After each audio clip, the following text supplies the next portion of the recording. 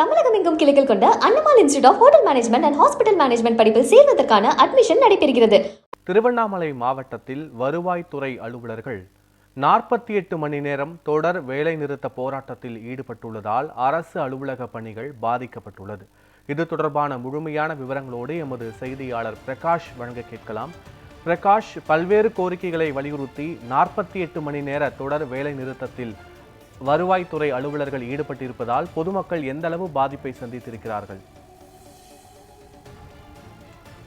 நிச்சயமாக பத்மநாபன், தமிழ்நாடு வருவாய்த்துறை மற்றும் பேரிடர் மேலாண்மை துறையில் 3 ஆண்டுகளுக்கு மேலாக நிரப்பப்படாமல் உள்ள அலுவலக உதவியாளர் பணியிடங்களை நிரப்புவதற்கான அரசாணையை வெளியிட வேண்டும்.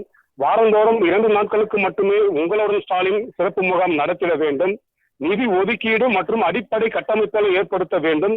தமிழகத்தின் அனைத்து மாவட்டங்களிலும் பேரிடர் மேலாண்மை பணிக்கென சிறப்பு பணியிடங்கள் மற்றும் கலைக்கப்பட்ட பணியிடங்களை மீண்டும் நிரப்பிட வேண்டும் உள்ளிட்ட 7 அம்ச கோரிக்கைகளை உடனடியாக நிறைவேற்ற வலியுறுத்தி தமிழ்நாடு வருவாய்த்துறை அலுவலக சங்கத்தினர் நேற்று முதல் 48 மணி நேர தொடர் வேலை நிறுத்த போராட்டத்தில் ஈடுபட்டுள்ளனர். திருவண்ணாமலை மாவட்டத்தில் வருவாய்த்துறையினர் 48 மணி நேர போராட்டத்தில் ஈடுபட்டுள்ளதால் மாவட்டத்தில் உள்ள வருவாய்த்துறை அலுவலகங்களிலும் அரசு அலுவலக பணிகள் வெகுவாக பாதிக்கப்பட்டுள்ளன. திருவண்ணாமலை மாவட்டத்தில் உள்ள ஆரணி, செய்யார், வந்தவாசி, வெம்பாக்கம், போலூர், சேத்துப்பட்டு மற்றும் ஜமுனாமரத்தூர் ஆகிய தாலுகாவில் உள்ள தாலுகா அலுவலகங்களில் அரசு வருவாய்த்துறையினர் தொடர் வேலை நிறுத்த போராட்டத்தில் ஈடுபட்டுள்ளதால் வருவாய்த்துறை அலுவலர்கள் இன்றி வெறிச்சோடி காணப்பட்டுள்ளன. இதன் காரணமாக பல்வேறு சான்றிதழ்களை பெற கிராமங்களில் இருந்து ஏராளமான மக்கள் வருவாய்த்துறை அலுவலர்களுக்கு வந்து ஏமாற்றத்துடன் திரும்பி செல்கின்றனர்.